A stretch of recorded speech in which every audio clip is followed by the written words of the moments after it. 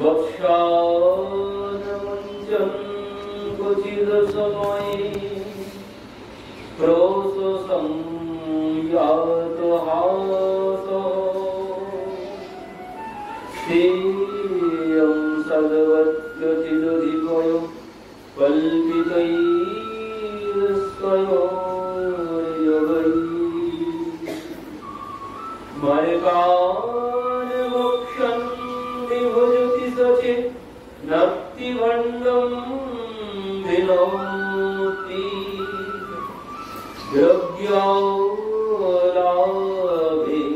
সগৃহকুপিত ইয়াত বক্রৌষধতা।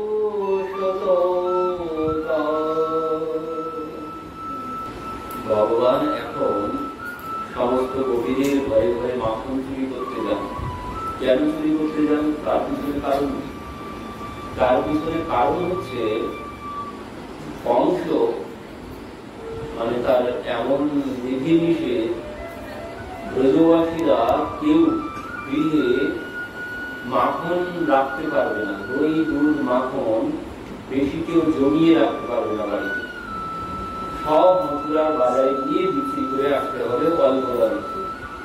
কেউ বাড়িতে জমিয়ে রাখতে পারবে না। যদি কেউ বাড়িতে জমিয়ে রাখে, কিছুদিন পর পর কংসের অনুচররা সমস্ত ব্রজে সবার ঘরে ঘরে চলে আসে, এসে সবার ঘরে কি আছে না আছে সব তারা তল্লাশি নেন।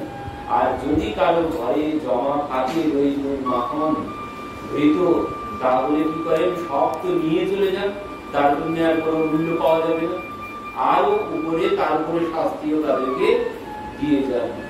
এই জন্যে কংস বলেছে যে সবাইকে, কেউ বাড়িতে জমিয়ে রাখতে পারবে না, সব গিয়ে মথুরার বাজারে বিক্রি করে আসতে হবে আর অল্প দামে। এই জন্য সমস্ত গোকুলবাসীরা সবাই মথুরার বাজারে গিয়ে সব অল্প পয়সায় মানে অল্প দামে সব বিক্রি করে চলে আসেন, কারণ বাড়িতে তারা রাখতে পারবে না। বাড়িতে যদি রাখে, কংসের অনুচররা যদি এসে দেখে যে বাড়িতে জমানো আছে, সব তো নিয়ে যাবে, তাতে কোনো অর্থ পাওয়াই যাবে না, তার উপরে শাস্তি ভোগ করতে হবে। তো এই জন্যে কোন গোপীরা বাড়িতে দই দুধ মাখন কোন কিছু জমিয়ে রাখেন না, তারা সব গিয়ে মথুরার বাজারে বিক্রি করে রাখেন। তো ভগবান যখন একটু বড় হয়েছেন, 3 বছর 3.5 বছর যখন বয়স হয়েছে, সখাদের সাথে খেলা করতে করতে ভগবান দেখছেন যে সখাদের অবস্থা খুব খারাপ, মানে শারীরিক অবস্থা খুবই খারাপ। তো তাদেরকে জিজ্ঞাসা করছেন, কি রে, তোদের বাড়িতে কি খাওয়া দাওয়া হয় না? তোর শরীরের এমন অবস্থা কেন? তোদের বাড়িতে কি দই দুধ মাখন নেই?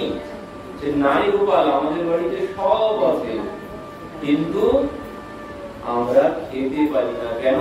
বলছে ওই মা দিয়ে সব মথুরার বাজারে বিক্রি করে আসে। এই জন্যে ভগবান দেখলেন যে আমাদেরই গাভী, আমাদেরই দুগ্ধ আর সব মথুরার বাজারে বিক্রি কেন হবে? মথুরার বালকরা, মথুরার সবাই কেন সেগুলো পান করবে? তো আমরাই সব করবো, আমরাই পান করবো।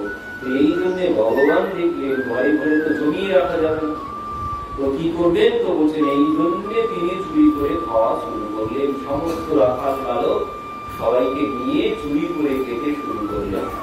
মানে ওই আর কারো কেউ বাজারে বিক্রি করতে যেতেও পারবে না, আর কারো বাড়ি জমাও থাকবে না। এই জন্য ভগবান সবার ঘরে ঘরে গিয়ে মাখন চুরি করতে শুরু করলেন। এবার কি হলো? কিছুদিন পর পর যদি ভগবান একদিন 2 দিন না আসেন, তখন আর গোপীরা থাকতে পারেন না। গোপীরা না থাকতে পেরে তখন কি করেন? ওই মায়ের কাছে চলে আসেন। যমুনায় জল আনতে গিয়ে তারা একজন আরেকজনকে জিজ্ঞাসা করেন, এই তুই নন্দের লালাকে দেখেছিস নাকি? সে বলে না, আমি দেখিনি। এই তুই দেখেছিস নাকি? সে বলে না, আমি দেখিনি। তো এবার বলছে, দেখ তাহলে তো সে আর আসে না অনেকদিন, 2-3 দিন হয়ে গেল, সে আর আসছে না। তো আমরা তো আর তাকে না দেখে থাকতে পারছি না, আমরা তাকে না দেখে থাকতে পারছি না, তো এখন কি করব? তো বলছেন চল তাহলে বাড়িতে যাই, দেখে আসি। তো তো বাড়িতে যাবো তার জন্য তো একটা অজুহাত প্রয়োজন, এমনি এমনি তো বাড়িতে যাওয়া যায় না, কারোর বাড়িতে কোনো একটা কারণ না হলে। তো কিভাবে যাবো, এই জন্যে তারা সবাই মিলে ওই যমুনায় জলের ঘাটে গিয়ে সবাই মিলে একটা যুক্তি করে আসেন যে আমরা গিয়ে এই নালিশ করব, আর ওই নালিশের ছলে ভগবানকে দর্শন করব। তো কবিরা যে আসতেন মায়ের কাছে নালিশ করতে, কেন বলছেন দেখে বিন কানহা জব মন নেহি মানা কপিও কি উলহানা বাস এক বাহানা মাত্র। তারা দেখে বিন কানহা জব মন নেহি মানা, যখন না দেখে আর থাকতে পারেন না তারা তখন চলে আসেন নালিশ করতে। একদিন সমস্ত কবিরা এসেছেন দল বেঁধে, ও যশোদা বাইরে এসো, মা ভিতরে কাজ করছে, কি হয়েছে দাঁড়াও যাচ্ছি। তো মা এসেছে, এসে দেখছেন এক দল গোপী সব বাইরে এসে দাঁড়িয়ে আছে। কি ব্যাপার, আজ তোমরা এতজন আমার বাড়িতে কোনো উৎসব অনুষ্ঠান কোনো কিছু নেই, তোমরা এতজন কি করতে এসেছো? ওরে আজ তোর বাড়িতে কোনো নাচ গান করতে আসেনি, আর তোর বাড়িতে খেতেও আসেনি, তাহলে তোমরা কি জন্য এসেছো? আমরা এসেছি তোর লালা আমাদের ঘরে ঘরে গিয়ে যা করে সেটা তোকে আমরা জানাতে এসেছি। জানিস তোদের ঘরে গিয়ে কি করে জানিস? বলছে আমাদের তো দম বন্ধ হয়ে গেছে তোর লালার জন্য, আমরা নিশ্চিন্তে কোথাও যেতে পারি না, ঘুমাতে পারি না, এই বুঝি এসে গেল ওই বুঝি এসে গেল। সত্যি তারা এক মুহূর্ত থাকতে পারেন না, তাদের দম বন্ধ হয়ে যায় তারা ভগবানকে না দর্শন করলে। এই হচ্ছে গোপীদের অবস্থা। গোপীরা ভগবানকে এক মুহূর্ত দর্শন না করলে থাকতে পারেন না। আর ভগবান যে গোপীদের সাথে রাস করেছেন সেই গোপী তারা, এই হচ্ছে তাদের স্বভাব।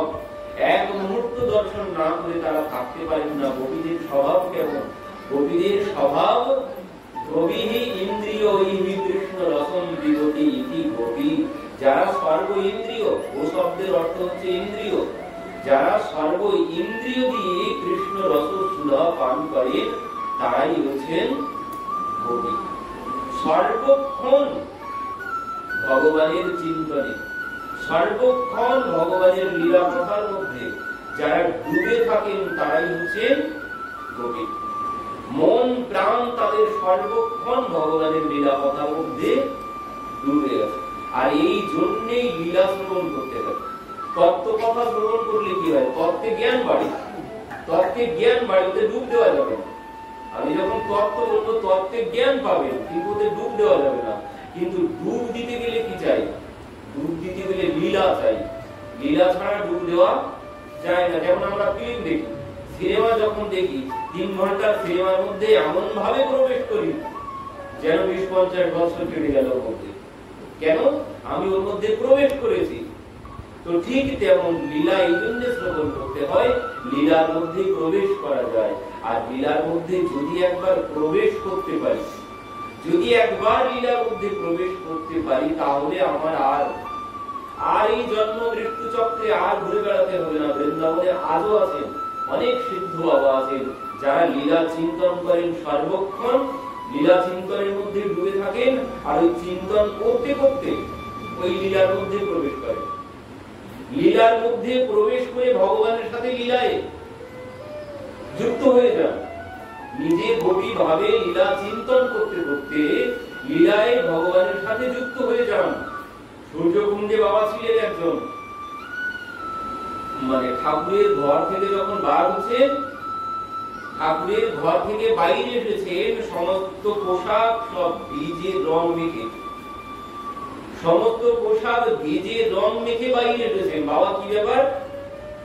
বলছে আজ আমি ওই হোলির লীলা চিন্তন করছিলাম। আর ওই লীলা চিন্তন করতে করতে তিনি ওই লীলার মধ্যে প্রবেশ করে ওই লীলায় অংশগ্রহণ করেছেন, সেখান থেকে রং মেখে বাইরে চলে এসেছেন। তো এইভাবে যদি আমি লীলায় প্রবেশ করতে পারি তখন কি হয়? তখনই হয় ওই সিদ্ধি লাভ। একে বলে সিদ্ধি লাভ। যেমন রঘুনাথ দাসজি ভগবানকে ভোগ লাগিয়েছেন। নরোত্তম ঠাকুর মহাশয় ভোগ রন্ধন করছেন, দুগ্ধ, নরোত্তম ঠাকুর মহাশয়ের সেবা, দুগ্ধ সেবা। দুধ গরম করে প্রিয় প্রীতমকে তিনি সেবা করাচ্ছেন। তো তার সেবা এটি। তো তিনি কিভাবে সেবা করছেন? মানসিক ভাবে, মনে মনে মানসিক ভাবে সেবা করছেন, দুগ্ধ জাল দিচ্ছেন মানসিক ভাবে, কিন্তু চিন্তনে সেই দুগ্ধ উনানে বসিয়েছেন কড়াই করে। দুগ্ধ চিন্তন করতে করতে এবার ওই দুগ্ধ ফুটে গেছে, পড়ে যাচ্ছে। তো কড়াই নামাতে গেছে, নামাতে গিয়ে আর ওই হাতে আর ওই কাপড় নেওয়া হয়নি, সরাসরি গিয়ে কড়াই ধরেছেন। আর যেই কড়াই ধরেছেন একদম হাত পুড়ে গেছে, হাত পুড়ে গেছে নরোত্তম ঠাকুর মহাশয়। এই হচ্ছে সিদ্ধি লাভ, এর নাম লীলায় প্রবেশ। তো এই জন্য লীলা শ্রবণ করতে হয়। রঘুনাথ দাসজি ভোগ লাগিয়েছেন দুধ ভাত, প্রিয় প্রীতমকে ভোগ লাগিয়েছেন দুধ ভাত। এবার দুইজন সেই দুধ ভাত গ্রহণ করেছেন। পরে আবার কি হয়েছে? বাবা প্রভু ভোগ পেয়েছেন, প্রিয়াজি ভোগ গ্রহণ করেছেন, পরে আবার রঘুনাথ দাসজির জন্য প্রসাদও রেখেছে, বাবা তুমি এই প্রসাদটা গ্রহণ করো। তো রঘুনাথ দাসজি সেই দুধ ভাত, সেই প্রসাদ গ্রহণ করেছেন। পরে পরের দিন রঘুনাথ দাসজি পেট খারাপ, পরের দিন পেট খারাপ করেছে। বৈদ্য ডাকা হয়েছে, বল্লভাচার্যজি শিষ্যগণ সবাই এসেছেন বাবার শরীর খারাপ দেখতে। তো বৈদ্য এনেছেন, আর তখনকার দিনে বৈদ্য কিন্তু নাড়ি ধরে সব বলে দিত। এনার এত পেট খারাপ করেছে, ইনি আর কথা বলতে পারছেন না, এমন অবস্থা, শরীর খারাপ।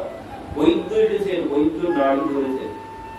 বৈদ্য নাড়ি ধরে বলছেন ইনি গতদিন দুধ ভাত খেয়েছেন, আর সেই দুধ ভাত এনার হজম হয়নি, এই জন্য পেট খারাপ করেছে।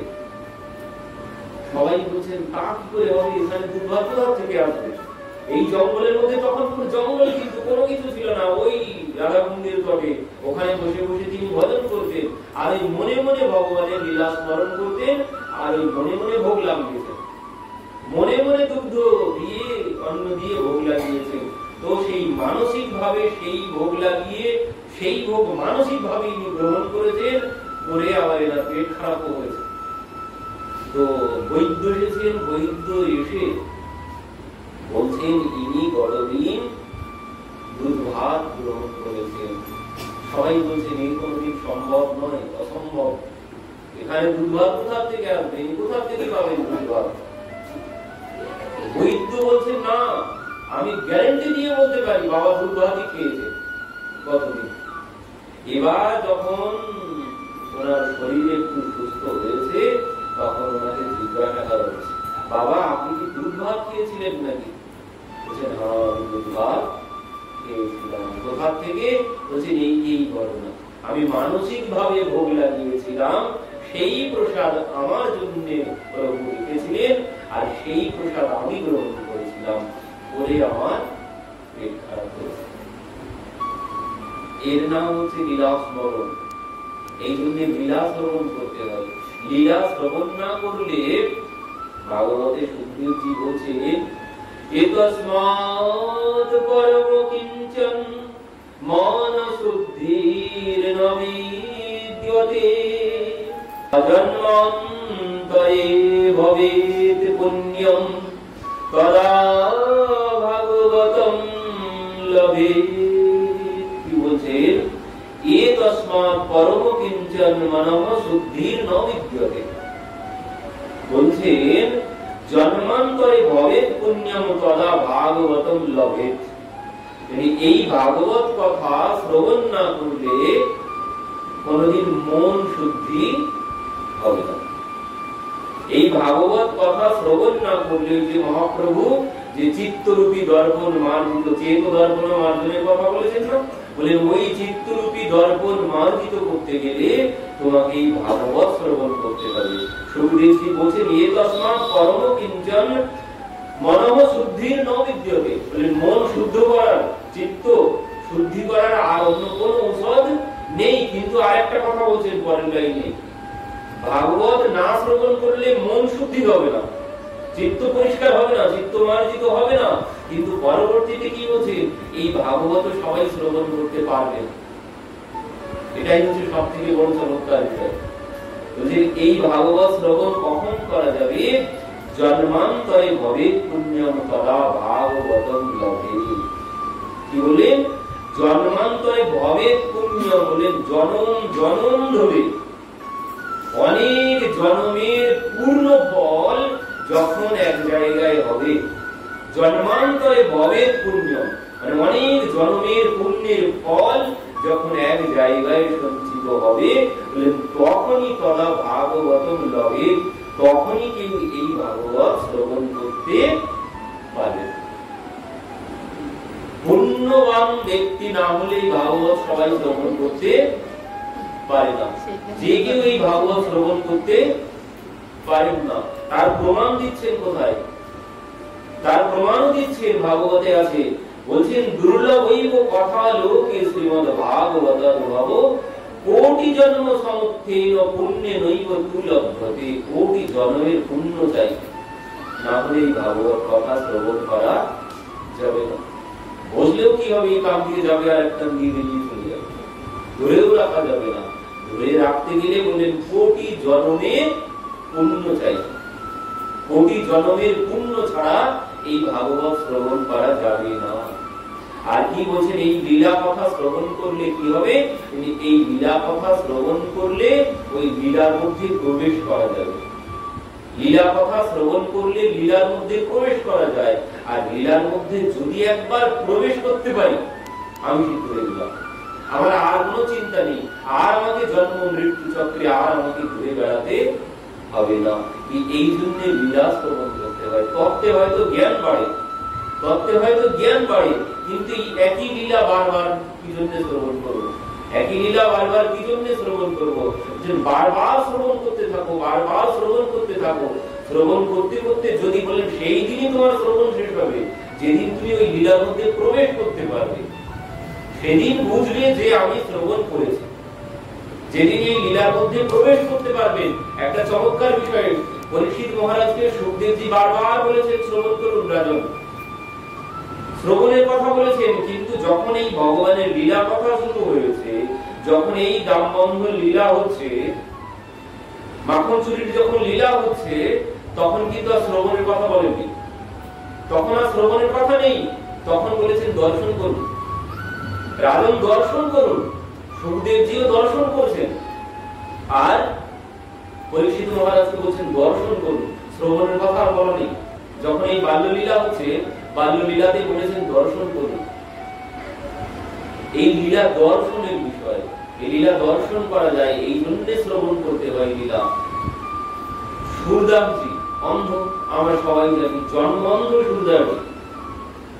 সুরদাসজি সুন্দর ভজনও গাইতে পারেন, তো সুরদাসজির কাছে এসেছেন বল্লভাচার্যজি, সুরদাসজি একটু ভজন শোনান তো। তো সুরদাসজি ভজন গাইতে শুরু করেছেন। কি গাইছেন? মৌসমগণ কুটিল ফল পামি, জনি তর দিও তাহি বিসরায়, জনি তর দিও তাহি বিসরায়, ऐसो दिमुको हरामी,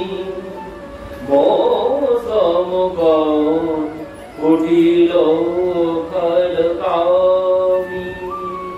একের পর এক মানে দীনতার পথ, এই পথ শুনিয়ে যাচ্ছেন। বল্লভাচার্যজি বলছেন কি শোনাচ্ছেন সুন্দরজি, এসব আপনি কি শোনাচ্ছেন?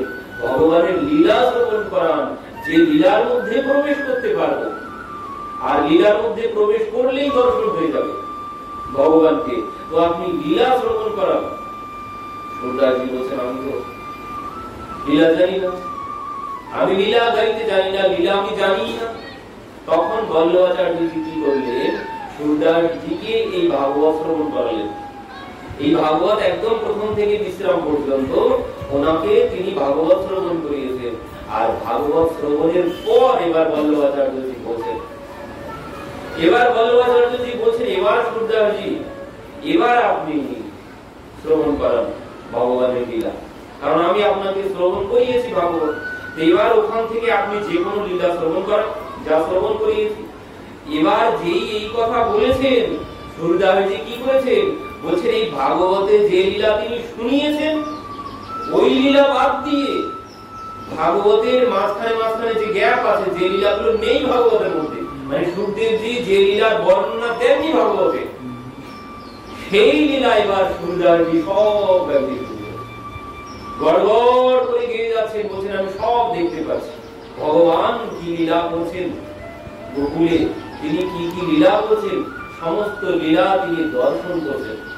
তো যে লীলা ভাগবতে নেই, সুখদেবজি যে লীলা বর্ণনা দেননি, সেই লীলা সুরদাসজি সব বর্ণনা দিচ্ছেন। দেখেননি কিন্তু উনি, কিন্তু এই ভাগবতের কৃপায়, ভগবানের কৃপায় সমস্ত লীলা তিনি দর্শন করছেন, আর সেই লীলা তিনি গেয়ে চলেছেন।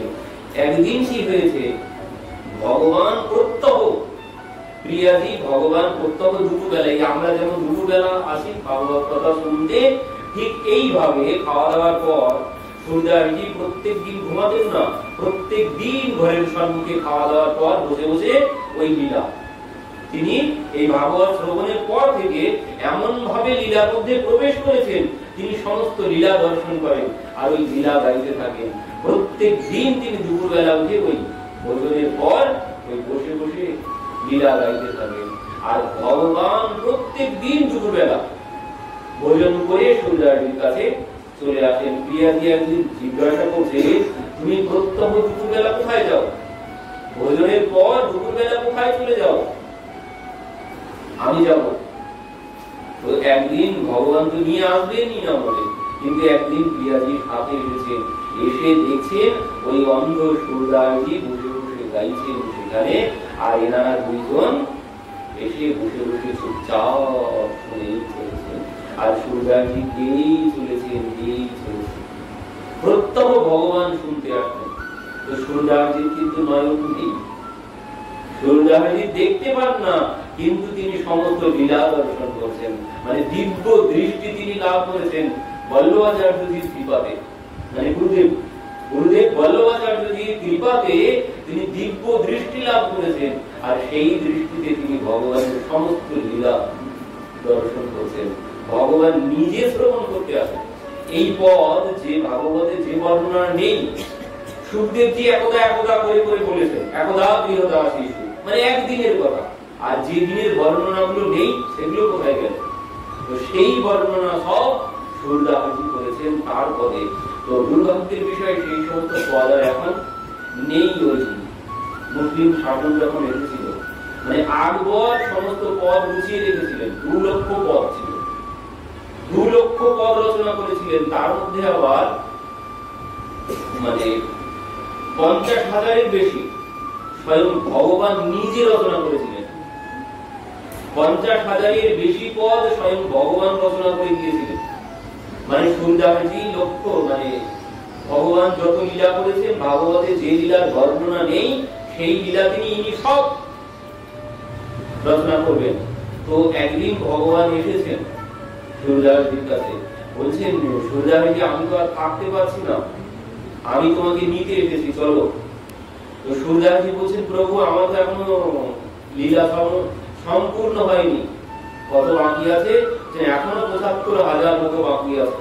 তো ভগবান বললেন, ঠিক আছে, আমি ওই বাকি যত পদ আছে সমস্ত পদ আমি লিখে দেব। তো ভগবান সমস্ত পদ, ওই 2 লক্ষ পদ সম্পূর্ণ করে সুরদাসজিকে নিয়ে চলে গেলেন। তো পরবর্তীতে আকবর যখন এলেন, আকবর তো তিনি খুব এইদিকে খুব আগ্রহ ছিল তার। তো তিনি কি করেছিলেন, সবাই মানে সমস্ত রাজ্যে প্রচার করেছিলেন যে সুরদাসজির লিখিত পদ যদি কেউ আমাকে এনে দিতে পারে, একটা পদ এনে দিলে 1টি করে স্বর্ণমুদ্রা দেব আমি তাকে। তো সবাই এবার পদ খুঁজে খুঁজে যার কাছে যত আছে সব এনে ওনাকে দিতে শুরু করলেন। এবার কি হলো, কেউ কেউ আবার কি করেছে, নিজে লিখে এনেছে সুরদাসজির নাম করে। এবার লিখে এনেছে কেন, ওই একটা করে স্বর্ণমুদ্রা পাবে, এই জন্য নিজে পদ রচনা করে দিতে শুরু করেছে। তো দেখা গেল কি হয়েছে, সুরদাসজি 2 লক্ষ পদ রচনা করেছে, দেখা গেল এখানে 4-5 লক্ষ পদ হয়ে গেছে। আকবর বলছেন, সে কি, আমি যতদূর জেনেছি সুরদাসজি 2 লক্ষ পদ রচনা করেছে, তো এত পদ কোথা থেকে এলো? তো এবার এর মধ্যে থেকে আসল কোনটি, আসল সূর্যদাসজির রচিত পদ কোনটি আর কোনটি নকল, এ কি করে বোঝা যাবে? তখন উনি যে গিয়েছিলেন, ওনার নামটা আমার এখন স্মরণ নেই, তো ওনার কাছে গিয়েছেন, তখন তিনি ছিলেন, তো ওনার কাছে গিয়ে বললেন এই এই ঘটনা, এখন আমি কি করব? তো তিনি বলছেন দেখুন আপনি এক কাজ করুন, আকবরকে বলছেন আপনি এক কাজ করুন, যত পদ আপনার সংগ্রহ হয়েছে সমস্ত পদ আপনি যমুনার জলে গিয়ে ভাসিয়ে দিন। বলছেন কি আপনি, আমি এত স্বর্ণ মুদ্রা দিয়ে এই সমস্ত পদ জোগাড় করেছি, সব যমুনার জলে ভাসিয়ে দেব? না, আপনি একবার দিয়ে দেখুন তো আমার কথা বিশ্বাস করে। তো সেই সমস্ত পদ, সেই কাগজ সব যমুনার জলে ভাসিয়ে দিলেন। পরবর্তীতে কি হলো, যেগুলো নকল ছিল সেই নকল কাগজ সব ডুবে গেল, আর যেগুলো সূর্যদাসজির রচিত পদ সব ভেসে থাকলো। তো সেই পদ আকবর সব গুছিয়ে রেখেছিলেন, কিন্তু দুর্ভাগ্যের বিষয় পরবর্তীতে সব নষ্ট হয়ে গেছে, এখনই ৫-৭০০ আছে, তার বেশি আর নেই। তো এই লীলা শ্রবণ করতে হয় এই জন্য, যদি এই লীলার মধ্যে আমরা প্রবেশ করতে পারি, বারবার শ্রবণ করতে হবে, বারবার শ্রবণ করতে হবে, শ্রবণ করে অভ্যাস করতে হবে, মানে লীলার মধ্যে যেন প্রবেশ করতে পারি, লীলা যেন আমার এই কান দিয়ে প্রবেশ করে এই কান দিয়ে না বেরিয়ে যায়। কারণ যদি এই কান দিয়ে প্রবেশ করলো আর এই কান দিয়ে যদি বেরিয়ে গেল, তাহলে ওতে কোন লাভ হবে না। পথের ধারে এক জায়গায় ওই পুতুল বিক্রি হচ্ছে, তো একজন কি আছে, মানে সেই দোকানে গিয়েছেন, তো গিয়ে বলছে আপনার এই পুতুল কত দাম? তো বলছে একটা ৫০ টাকা আর একটা ৫০০ টাকা, একটা ৫০ আর একটি ৫০০। তো বলছে দুটি তো একই রকম দেখতে, দামের এত ভেদ কেন? দুইটি পুতুল একই রকম দেখতে, দামের এত ভেদ কেন? তো বলছেন যদি আপনি বলতে পারেন দামের কেন এত ভেদ, তাহলে আপনাকে ফ্রিতেই দিয়ে দেবে কি হবে। সে তো কিছুতেই বলতে পারছে না। একজন গুরুদেব পদ দিয়ে যাচ্ছিল, আপনি কি বলতে পারবেন এই একই পুতুল দুইটি, কোনো ভেদ আমি দেখতে পাচ্ছি না, কিন্তু দামের কেন ভেদ, একটি ৫০ টাকা একটি ৫০০ টাকা, কেন এই ভেদ? তখন বলছেন এই কথা আমি বলে দিচ্ছি। তো কি করেছেন, একটু সলাই এনেছেন, মানে কাঠি এনে কানের মধ্যে দিয়েছেন, এবার ওই কানে দিয়েছেন, তো এই কান দিয়ে বেরিয়ে গেছে। বলছেন এটার দাম ৫০ টাকা, আর একটা পুতুলের কানের মধ্যে দেওয়া হলো, সে কাঠি দিলেও আর সেই কাঠি আর এই কান দিয়ে বার হচ্ছে না, যত দিচ্ছে তত ভিতরে প্রবেশ করে যাচ্ছে। তো বলছে এটার দামই হচ্ছে ৫০০ টাকা। যে এক কান দিয়ে শ্রবণ করে আর এক কান দিয়ে বার করে দেয়, তার মূল্য ৫০ টাকা, ওর কোনো মূল্য নেই, ওর মূল্য ৫০ টাকা।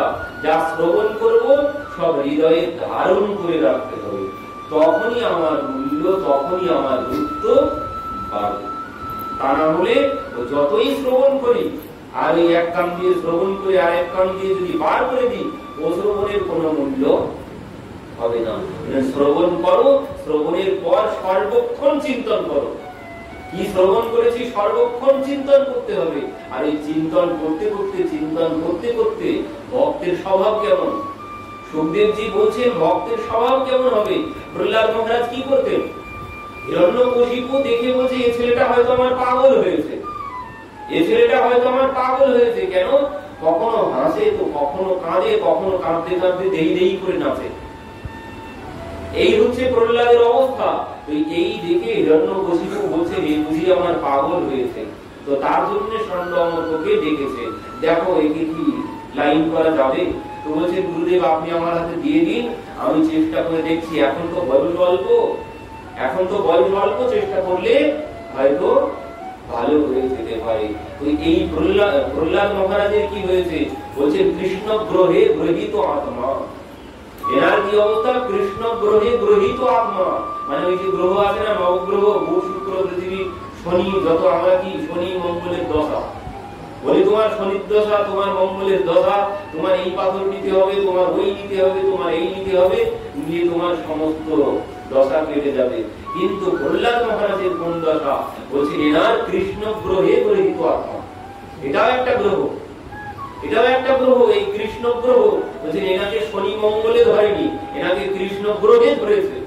আর এই জন্যই অবস্থা, এই কৃষ্ণ গ্রহ যাকে একবার ধরবে, জগতের আর কোনো গ্রহ তাকে আর কোনো কিছু করতে পারবে না।